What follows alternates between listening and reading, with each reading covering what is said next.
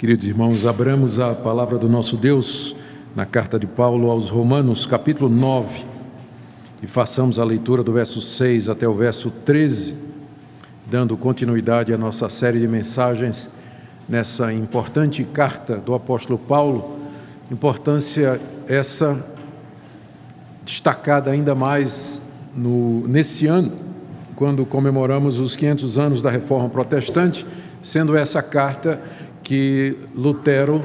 a quem Lutero atribui a sua conversão e a sua compreensão de que o homem é justificado pela fé sem as obras da lei. Romanos capítulo 9, de 6 a 13, ouçamos a leitura. E não pensemos que a palavra de Deus haja falhado, porque nem todos os de Israel são de fato israelitas. Nem por serem descendentes de Abraão são todos seus filhos, mas em Isaque será chamada a tua descendência. Isto é, estes filhos de Deus não são propriamente os da carne, mas devem ser considerados como descendência os filhos da promessa. Porque a palavra da promessa é essa: por esse tempo virei e Sara terá um filho. E não somente ela, mas também Rebeca, ao conceber de um só, Isaque, nosso pai. E ainda não eram gêmeos nascidos, nem tinham praticado o bem e o mal, para que o propósito de Deus quanto à eleição prevalecesse, não por obras, mas por aquele que chama. Já fora dito a ela: o mais velho será servo do mais moço. Como está escrito: amei Jacó, porém me aborreci de Esaú. Até aqui a leitura da Escritura. Irmãos, vamos orar pedindo que Deus nos ilumine na compreensão da mesma. Ó Deus, nós pedimos que Teu Espírito Santo nos conduza agora ao sentido das palavras que foram escritas pelo apóstolo Paulo, aqui registradas de maneira infalível e inerrante. Nós pedimos, ó Pai, que essa palavra acalente o nosso coração, nos conforte, nos instrua, nos edifique, nos corrija, repreenda, tudo de acordo com a nossa necessidade. Tu és o nosso Deus, por isso nós nos dirigimos a Ti, humildes, suplicando na mediação de Jesus que ouças o nosso pedido por iluminação. Em nome dele e de Jesus que nós oramos. Amém. Queridos, o propósito de Paulo nos capítulos 9, 10 e 11, conforme nós já vimos, é explicar por que é que a nação de Israel, tendo recebido tantas promessas da parte de Deus e tendo sido alvo de tantos privilégios da parte de Deus, quando o Messias chegou, quando Jesus Cristo veio a esse mundo, a nação simplesmente o ignorou, para não dizer rejeitou, e o entregou para ser crucificado. Surge uma pergunta: a palavra de Deus falhou? As promessas que ele fez aos descendentes de Abraão, estas promessas caíram por terra?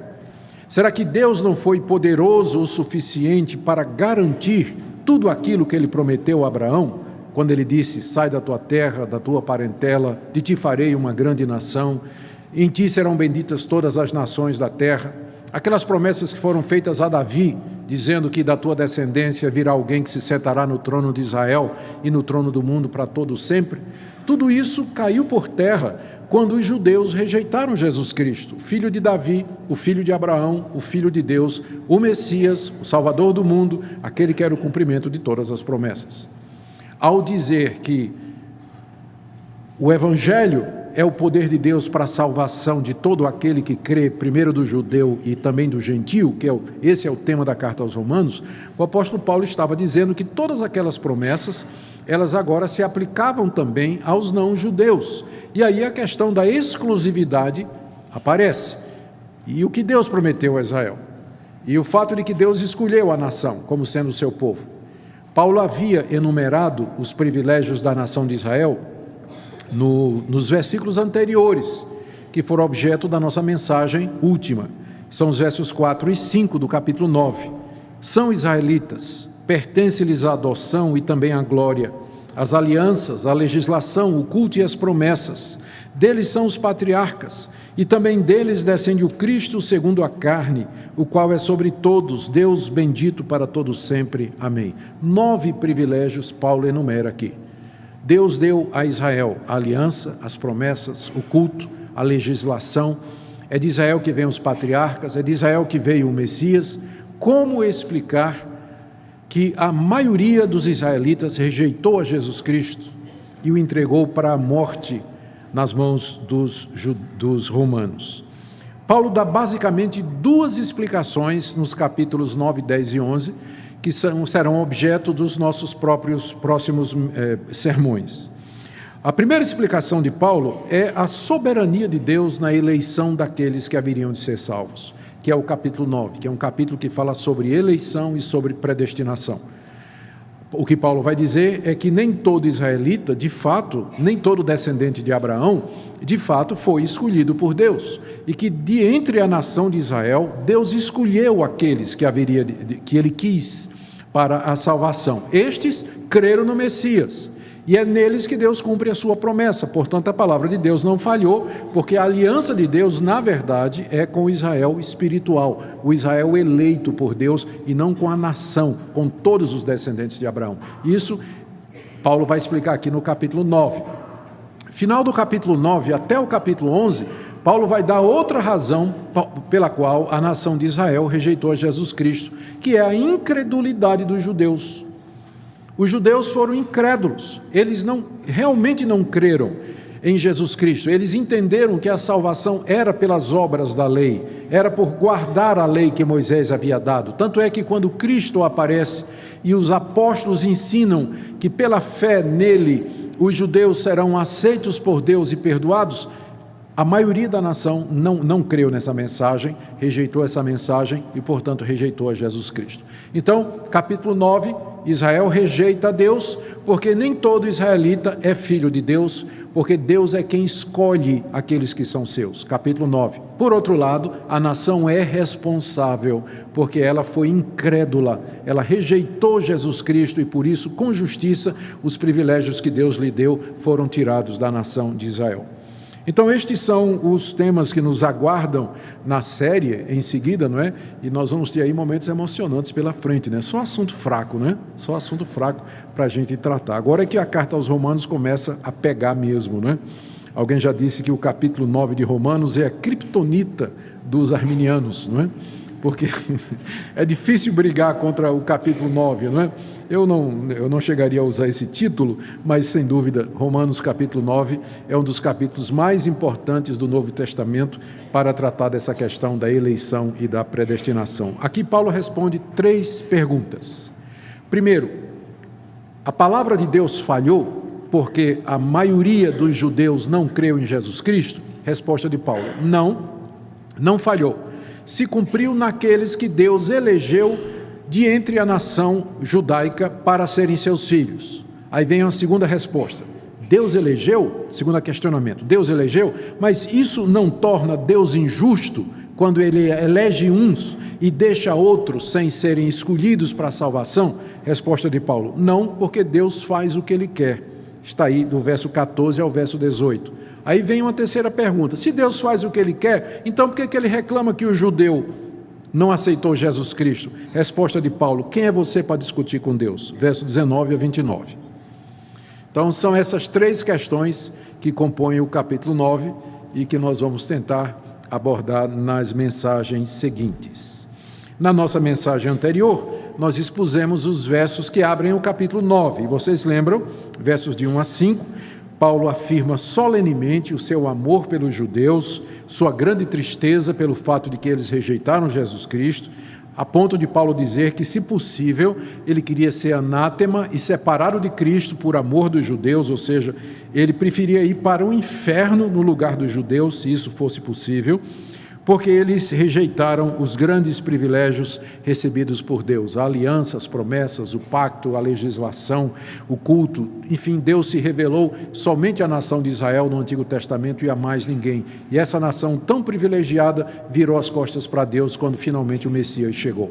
Paulo estava muito triste por isso, e aí então ele se prepara para responder aos questionamentos que vêm em seguida, e o primeiro deles é então a respeito da promessa de Deus e da fidelidade de Deus. Deus falhou para com os judeus? A palavra de Deus caiu? A resposta de Paulo está aí no verso 6, que eu quero ler com vocês agora. Não pensemos que a palavra de Deus haja falhado. Esse é um pensamento que não deveria passar na nossa cabeça, diz o apóstolo Paulo. Não é uma conclusão lógica daquilo que eu disse nos versos anteriores, de que Deus deu a essa nação tantos privilégios. O fato de que eles não receberam o Messias não leva à conclusão lógica de que essas promessas falharam, porque existe uma outra explicação. E qual é a explicação que o apóstolo Paulo vai dar aqui nos versos de 6 em diante? Ele vai dizer que, embora os descendentes físicos de Abraão, os filhos de Abraão, netos, bisnetos, embora eles tivessem rejeitado Jesus Cristo, os descendentes espirituais de Abraão o receberam e creram nele. E aqui Paulo faz uma distinção entre a descendência física de Abraão e a descendência espiritual de Abraão. Ele faz essa diferença aqui. Quem são esses descendentes espirituais de Abraão? São aqueles que, desde o período do Antigo Testamento, filhos de Abraão, que creram nas promessas que Deus havia feito com respeito à chegada do Messias e à salvação que viria através dele, como, por exemplo, aqueles juízes santos e piedosos, como Gideão, como Samuel, aqueles profetas como Isaías, como Jeremias, como Daniel e todos os demais, ou aqueles reis piedosos como o rei Davi, o rei Ezequias, o rei Josafá e tantos outros, como Simeão e Ana, que estavam no templo quando José e Maria trazem Jesus para ser consagrado no templo, e eles reconhecem que Jesus de fato é a esperança de Israel. Os 12 discípulos que eram judeus e creram em Jesus Cristo, o próprio apóstolo Paulo, que era judeu e creu em Jesus Cristo, todos aqueles 120 irmãos que estavam reunidos no dia de Pentecostes, e todos eles eram judeus, aguardando a promessa do Espírito Santo, todos os demais judeus que creram em Jesus antes dele chegar e depois dele chegar, esses são os descendentes espirituais de Abraão. Essa é a verdadeira descendência espiritual de Abraão, ou seja, a aliança de Deus foi com esse povo espiritual e não com os descendentes físicos de Abraão. O fato de que eles eram descendentes biológicos de Abraão não garantia de que eles estavam no reino dos céus. Não garantia que eles eram filhos de Deus e que eles seriam salvos. Mas dentro de Israel havia um Israel espiritual que a gente chama do descendente, do remanescente fiel, do povo de Deus que existe desde toda a antiguidade. Então, Paulo aqui responde a esse questionamento: será que a palavra de Deus falhou? Ele diz: não pensemos que a palavra de Deus falhou. E ele diz então essas duas coisas. Primeiro, no verso 6.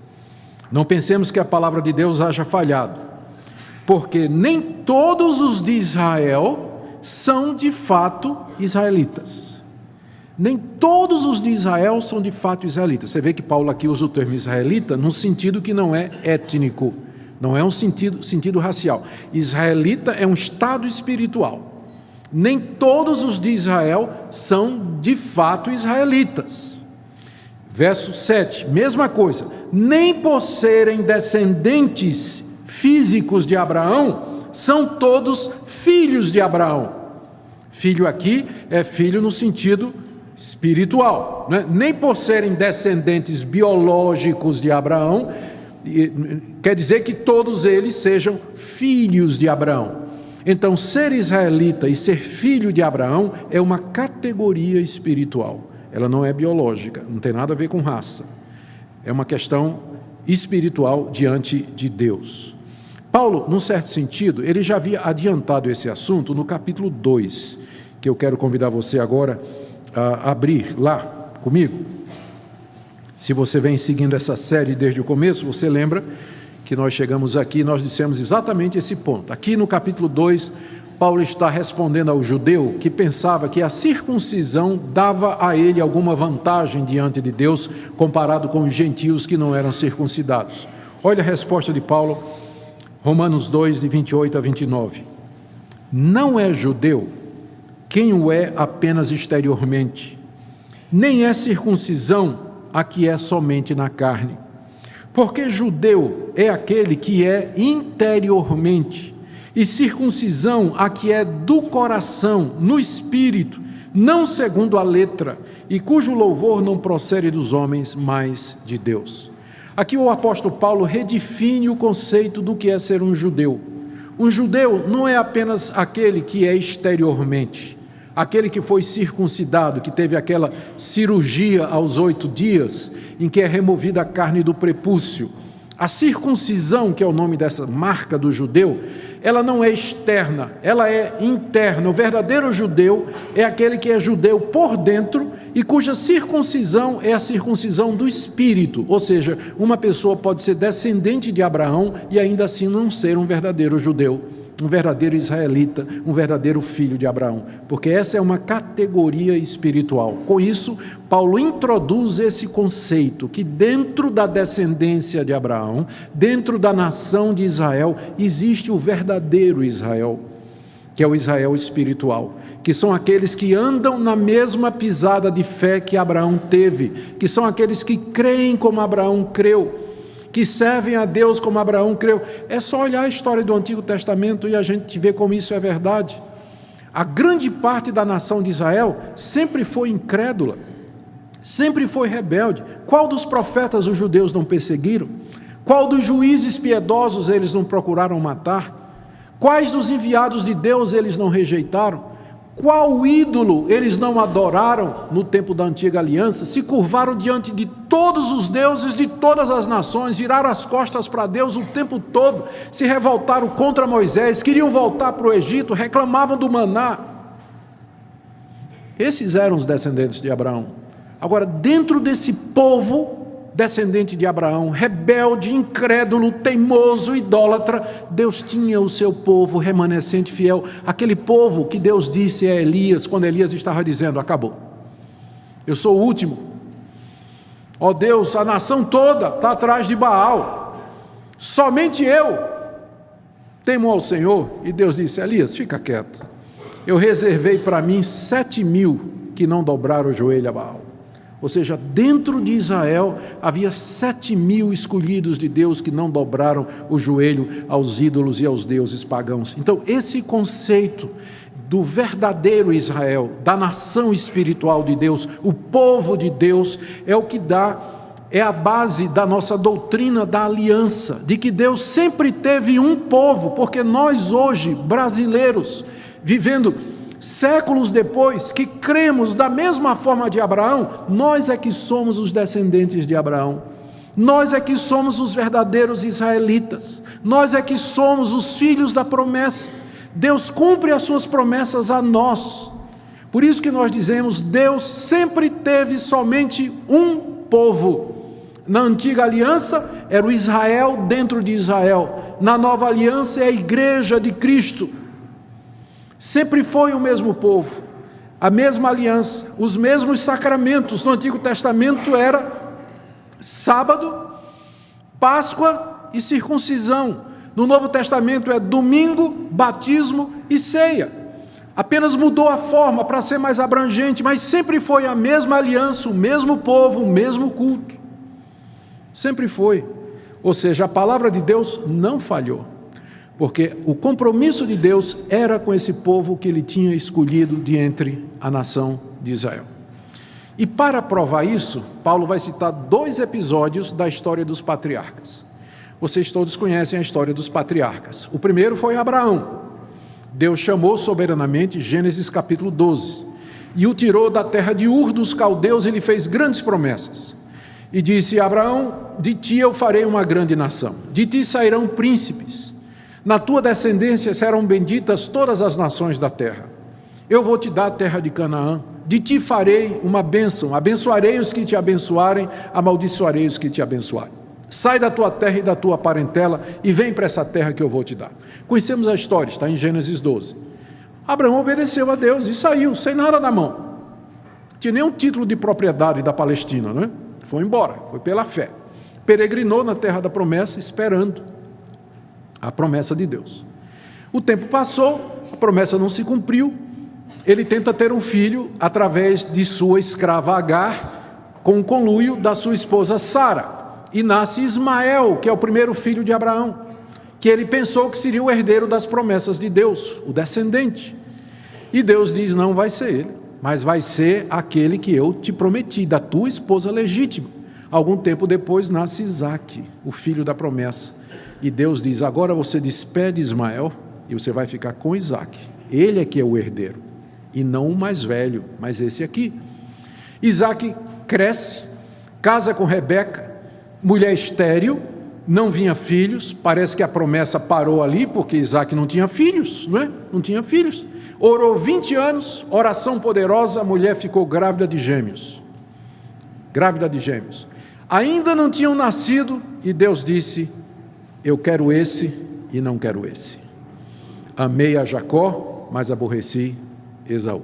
Então, esses dois episódios em que Deus escolhe quem da descendência dos patriarcas haveria de ser o herdeiro das promessas, Paulo usa aqui para provar que é Deus quem escolhe, é Deus quem chama, é Deus quem diz quem são aqueles que são seus. Por isso não se pode dizer que a palavra de Deus haja falhado, porque o compromisso de Deus é com seus eleitos, e não com os descendentes físicos, biológicos de Abraão. Vamos ver em detalhes como Paulo faz isso, ok? Em primeiro lugar, ele argumenta a partir da escolha de Isaque, não de Ismael, do verso 7 até o verso 9, do capítulo 9 de Romanos. Ele diz assim, nem por serem descendentes de Abraão são todos seus filhos, mas, e aí ele cita Gênesis 21, 12, em Isaque será chamada a tua descendência. Isto é, estes filhos de Deus não são propriamente os da carne, mas devem ser considerados como descendência os filhos da promessa. A primeira prova que Paulo traz aqui para os seus leitores em Roma, de que existe uma descendência espiritual dentro da descendência de Abraão, é esse episódio em que Deus manda com que Abraão despeça Agar, que era o nome da escrava egípcia, e o seu filho Ismael, dizendo, estou aqui no verso 7, em Isaque será chamada a tua descendência, e não em Ismael, embora Ismael tenha sido o mais velho, ele tenha sido o primogênito de Abraão. Abraão gostava de Isaque, de Ismael, pensava até que Ismael seria o herdeiro, mas Deus lhe apareceu e disse, manda Ismael embora junto com a mãe dele, porque é em Isaque que será a tua descendência. Por quê? Porque Isaque era filho da promessa. Isaque era filho da mulher legítima. Isaque nasceu de um milagre de Deus. Ele é que seria o portador das promessas, ele é que seria o representante do povo de Deus.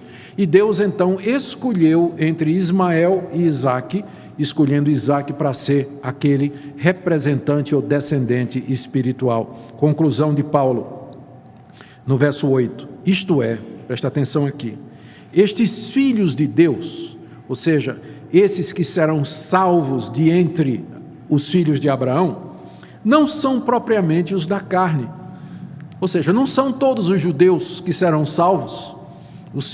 Ser judeu não significava ser filho de Deus, ser descendente de Abraão não significava ser salvo. Os filhos de Deus não são necessariamente os da carne, mas devem ser considerados como filhos de Deus ou como descendência, os filhos da promessa, ou seja, aqueles que Deus chamou sobrenaturalmente, como foi o caso de Isaque, que nasceu de um milagre e foi escolhido por Deus para ser o herdeiro das promessas. Então são duas linhagens aqui, uma linhagem biológica, que são os filhos de Abraão, os judeus, os israelitas na carne, e a linhagem espiritual segundo Isaque, que nasceu da promessa, nasceu de um milagre e foi soberanamente escolhido por Deus. É com esses que Deus tem uma aliança. E, portanto, a palavra de Deus não falhou. Porque esse povo é o povo que creu, como eu já falei no Antigo Testamento, no meio de toda aquela massa de incrédulos, era o povo que creu, era o povo temente a Deus, é o povo que esperava a promessa do Messias, é o povo que, quando o Messias veio, creu no Messias, como o apóstolo Paulo e os demais discípulos de Jesus Cristo.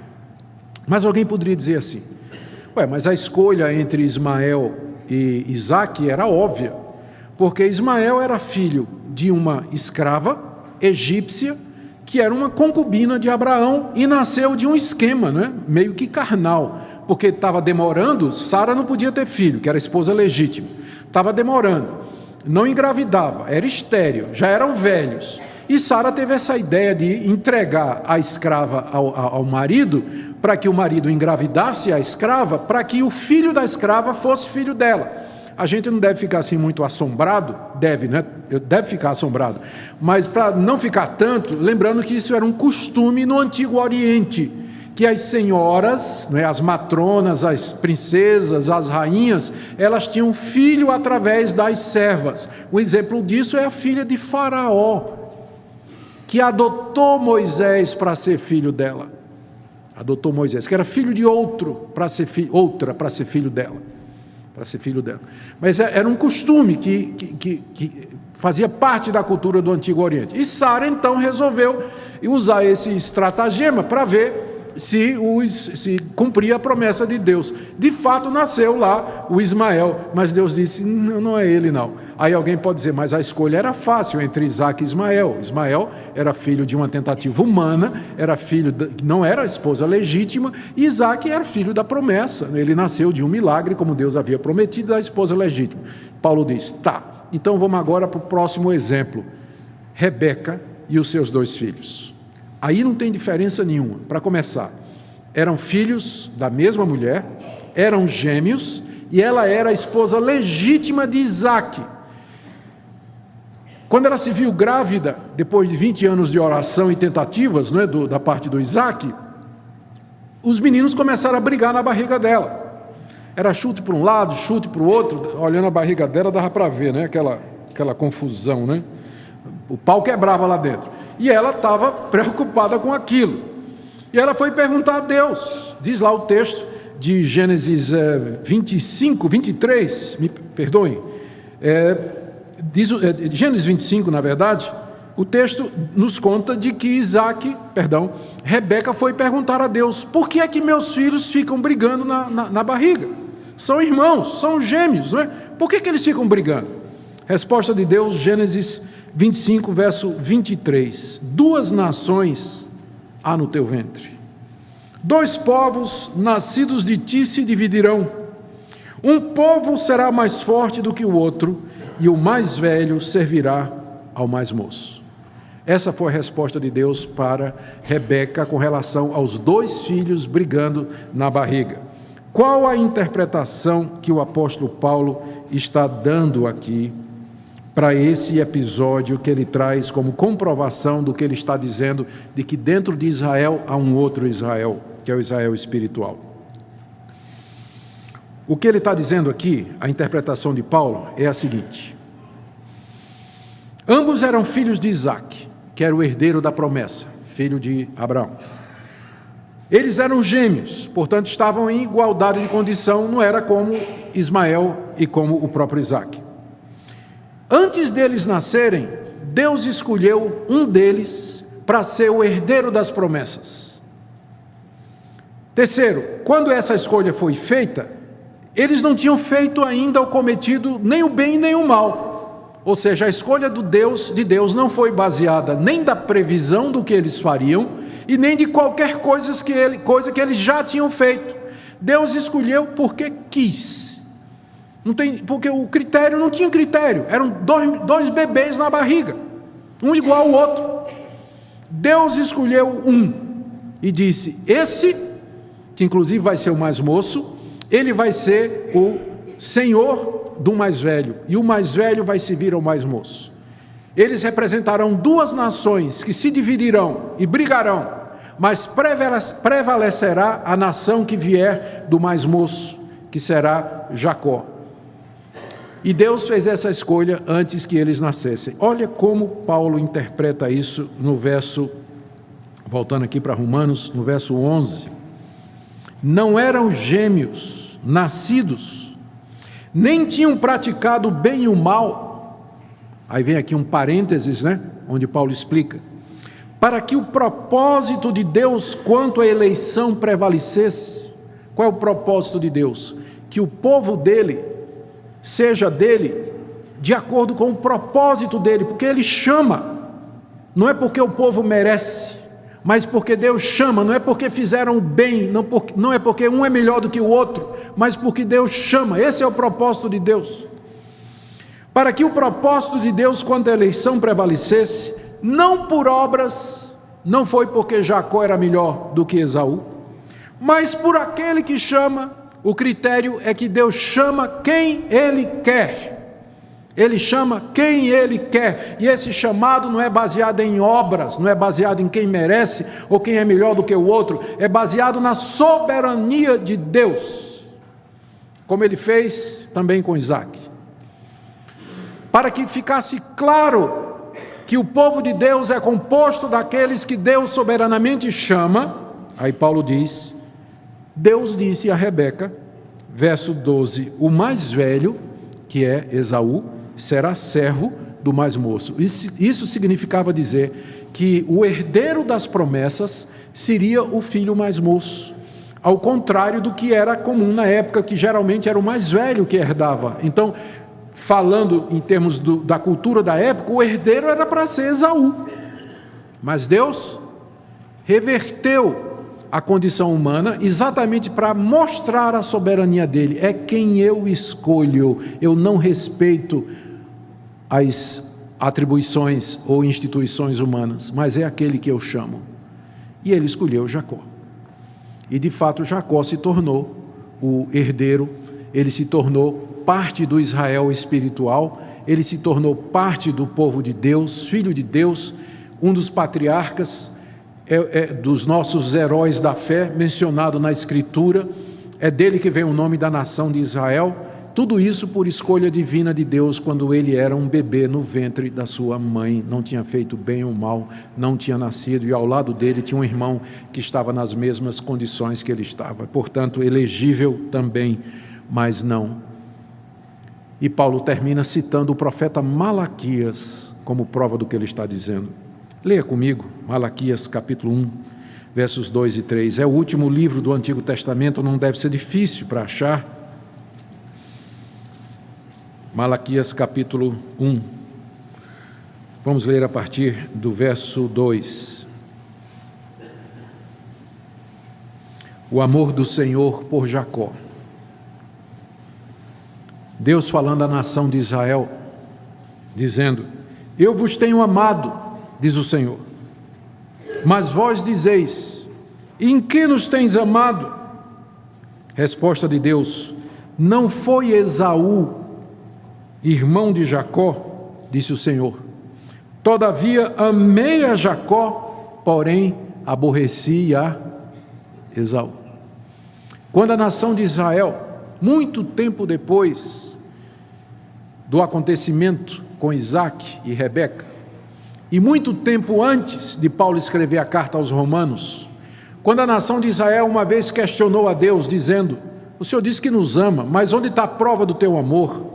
Nós estamos aqui cercados de nossos inimigos, nossa situação financeira é difícil, somos escravos, subsidiários do império babilônico, persa, e pagando tributo, pagando imposto, e o Senhor disse que nos ama. Em que é que o Senhor nos amou? Resposta de Deus: você quer uma prova do meu amor? Eu vou dar. A prova de que eu amo vocês é que eu amei o pai de vocês, Jacó, e aborreci Esaú, que era o irmão dele, quando eu poderia ter feito o contrário. Mas eu amei vocês e aborreci Esaú. Essa é a prova do meu amor, que eu escolhi vocês para serem o meu povo. Quanto a Esaú, olha o verso 3. Eu fiz dos seus montes uma assolação e dei a sua herança aos chacais do deserto. E se Edom é outro nome para Esaú, é a mesma coisa. E se Esaú diz, se os descendentes de Esaú dizem: fomos destruídos, porém tornaremos a edificar as ruínas, então diz o Senhor dos Exércitos: eles edificarão, mas eu destruirei. E Esaú será chamado terra de perversidade, e olha só, gente, agora, povo contra quem o Senhor está irado para sempre. Povo contra quem o Senhor está irado para sempre. Amei Jacó e aborreci Esaú. Jacó e Esaú representam Jacó, os eleitos de Deus, o Israel dentro de Israel, o povo de Deus, do qual nós somos os descendentes espirituais, e Esaú representa aqueles que Deus deixou entregues aos seus próprios pecados e contra quem Deus está irado para todo sempre, e que sofrerão a sua justa ira por toda a eternidade. Essa é a prova do meu amor, diz Deus à nação. Vocês querem saber o meu amor por vocês? E não é a mesma coisa que Deus vai nos dizer hoje? Às vezes nós questionamos a Deus: será que o Senhor me ama? Dá tudo errado na minha vida. Tenho 40 anos, não arrumei namorado ainda. Não passo em concurso nenhum. A minha empresa está falida, eu vivo apertado. Doença, tem uma doença que me acompanha, não fico bom. Doença na minha família, dá tudo errado na minha vida, Deus. Será que o Senhor me ama? Qual é a resposta de Deus? Qual é a maior prova do amor de Deus para com você? Não são as bênçãos materiais, mas a maior prova de Deus é essa: eu amei Jacó e aborreci Esaú. Eu amei você, escolhi você, chamei você pelo Evangelho, perdoei os seus pecados e fiz você parte desse povo espiritual que tem a origem lá em Abraão e antes dele. O meu povo, o povo antigo, o povo eterno. Fiz você membro desse Israel espiritual. Essa é a maior prova do meu amor por você. Então não me questione se às vezes nem tudo dá certo na sua vida, mas se lembre dessa eleição soberana, que você faz parte do povo de Deus e que você vai ser herdeiro do mundo, do novo céu e da nova terra, que você vai receber imortalidade, um novo corpo, a vida eterna. Essa é a resposta que Malaquias dá ao povo de Deus e é a resposta que Paulo dá aqui sobre o questionamento: as promessas de Deus falharam? Não, a promessa de Deus não falhou. A promessa de Deus se cumpre no Israel espiritual, no Israel dentro do Israel, dentro desse povo que Ele elegeu e chamou desde a antiguidade e que Ele ama mais do que qualquer outra coisa, enquanto que os outros serão largados à sua própria ruína e destruição por causa da sua incredulidade, que é o que Ele vai falar nos capítulos 10 e 11, me aguarde até chegarmos lá. Que privilégio. Como é que a gente pode terminar isso aqui, gente? Esse capítulo, essa parte do capítulo 9, tão pujante. O que é que nós podemos aprender? Eu quero destacar 3 ou 4 pontos aqui.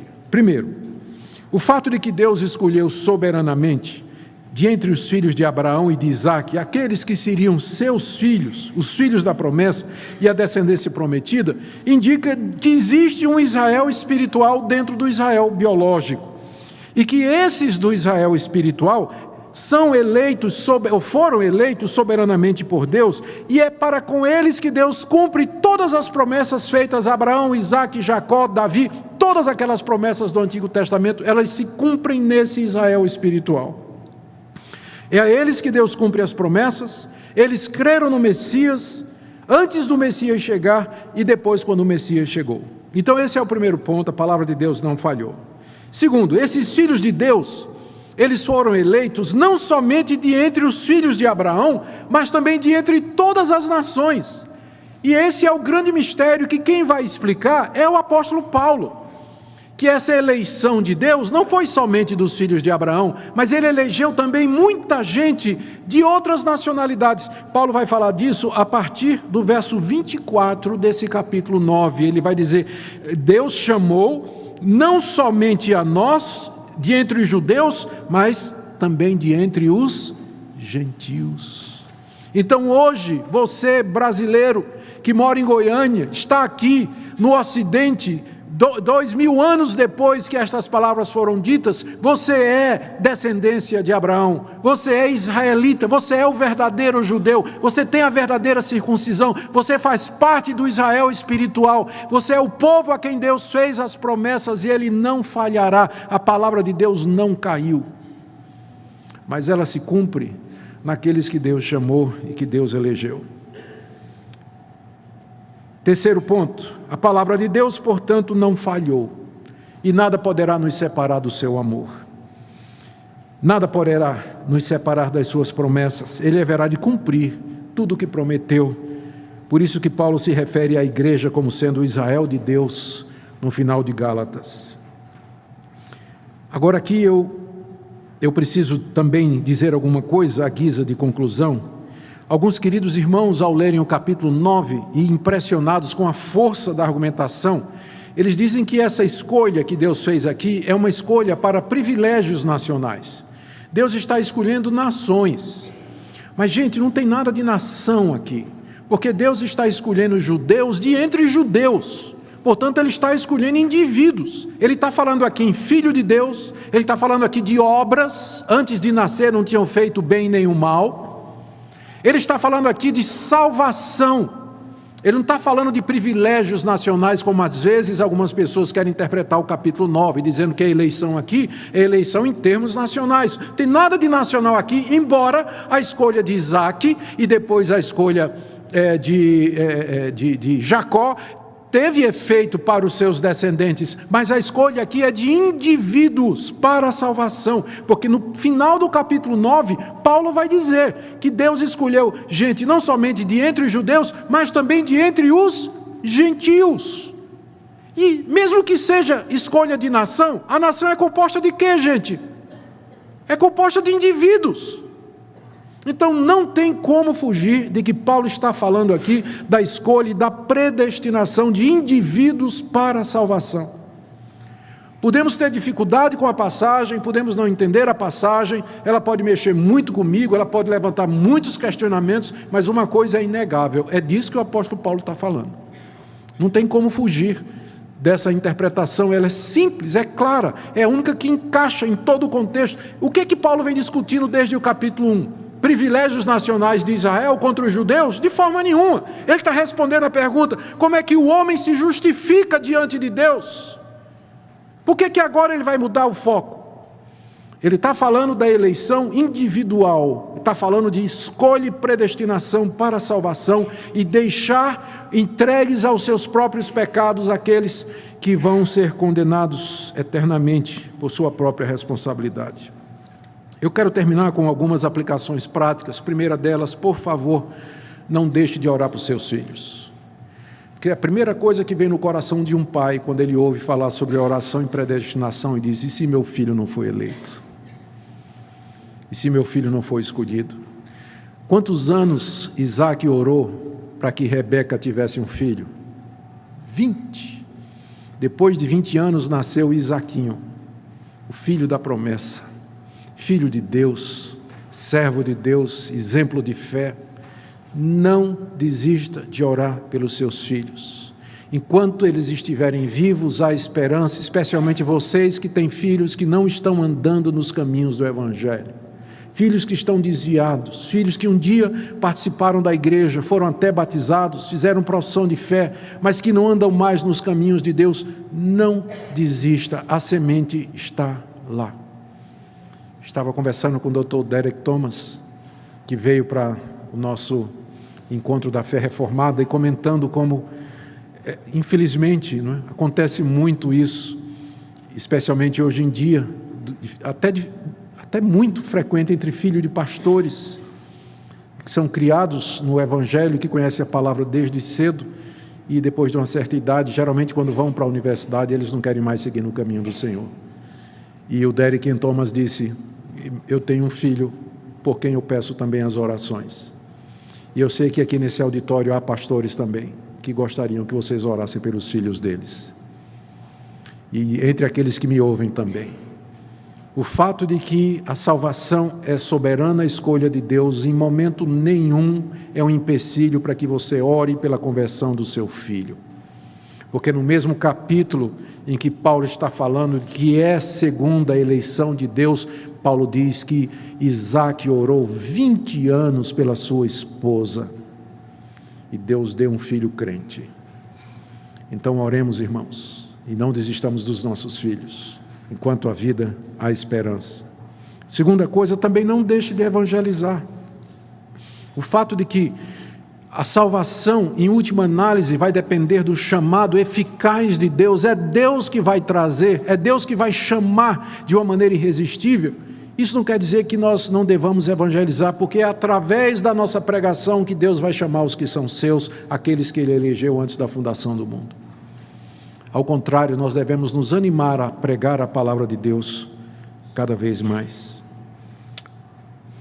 Uma palavra também aos jovens da igreja, adolescentes da igreja que estão me ouvindo aqui nessa noite. Você teve o privilégio de nascer na igreja. Você teve o privilégio de conhecer o Evangelho desde cedo. Você foi batizado em nome do Pai, do Filho e do Espírito Santo, ou foi consagrado na sua igreja se você vem de uma outra denominação. Os seus pais, de um jeito ou de outro, ofereceram você a Deus, oraram por você e quiseram que você fosse um servo de Deus, e é o desejo mais profundo do coração deles. Desde cedo você aprendeu as histórias bíblicas, a cantar aqueles corinhos. Aprendeu o que é que o cristianismo significa, o que é certo e o que é errado. Isso não significa que você é filho de Deus e que você está salvo. Você vai ter que ter um momento em que você, diante de Deus, vai dizer: Deus, eu creio em tudo isso.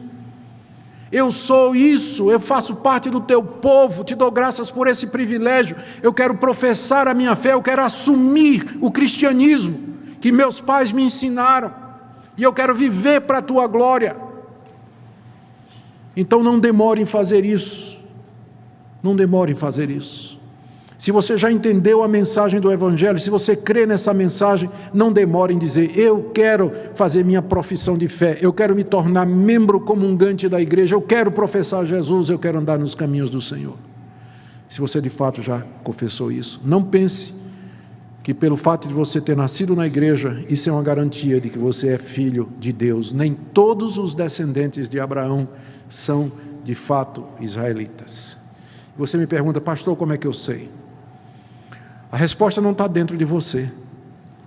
A resposta está na cruz do Calvário. Você vai olhar para a cruz, é lá que você vai encontrar a resposta. E se você conseguir ver Jesus Cristo morrendo pelos seus pecados, derramando seu sangue pelas suas iniquidades, se você conseguir perceber que o sofrimento dele é em seu lugar, sim, você é eleito. Porque somente os eleitos percebem isso. Mas você não vai encontrar resposta olhando para dentro de você, não. Tipo assim: será que eu sou bonzinho? Será que eu mereço? A resposta é não, você não é bonzinho e você não merece.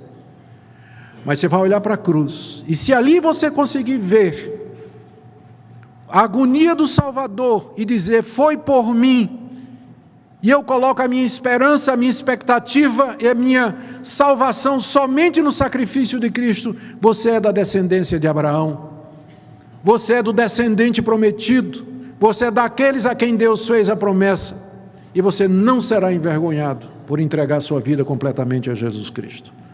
Que você faça isso nessa noite, que você creia, olhe para o Senhor Jesus, e você será salvo dos seus pecados e da sua culpa. Que Deus nos ajude nessa noite, irmãos. Oremos. Ó Deus bendito, queremos nos curvar diante da tua soberania, e queremos dizer da nossa alegria e do regozijo quando o Espírito Santo testifica ao nosso coração que Jesus Cristo é o nosso Salvador. A gente sabe que não merece nada, não é por obras, não é por merecimento, não é por antevisão da tua presciência de que nós iríamos isso ou aquilo, mas pela tua graça, que hoje nós podemos nos curvar e dizer: eu creio no Senhor Jesus como meu Senhor, como meu Salvador, e somente nele eu confio. Senhor, que nessa noite teu Espírito Santo aplique a palavra a todos os que ouvem. Senhor, nós pedimos que o Senhor nos desperte como igreja para anunciar esse evangelho glorioso. Nós pedimos que o Senhor nos ajude a nos amar como irmãos, como parte do povo de Deus, um povo que se ama, que se respeita, se perdoa, se ajuda. Que não sejamos estranhos uns para com os outros, mas amigos, fraternos, companheiros, herdeiros das mesmas promessas. Abençoa esta igreja, abençoa os queridos irmãos que estão chegando como nossos irmãos para juntos te cultuarmos. De que essa igreja seja uma igreja acolhedora, amiga, que os receba de braços abertos. Nós oramos, ó Deus, que em tudo tu sejas glorificado e honrado, em nome do Senhor Jesus. Amém.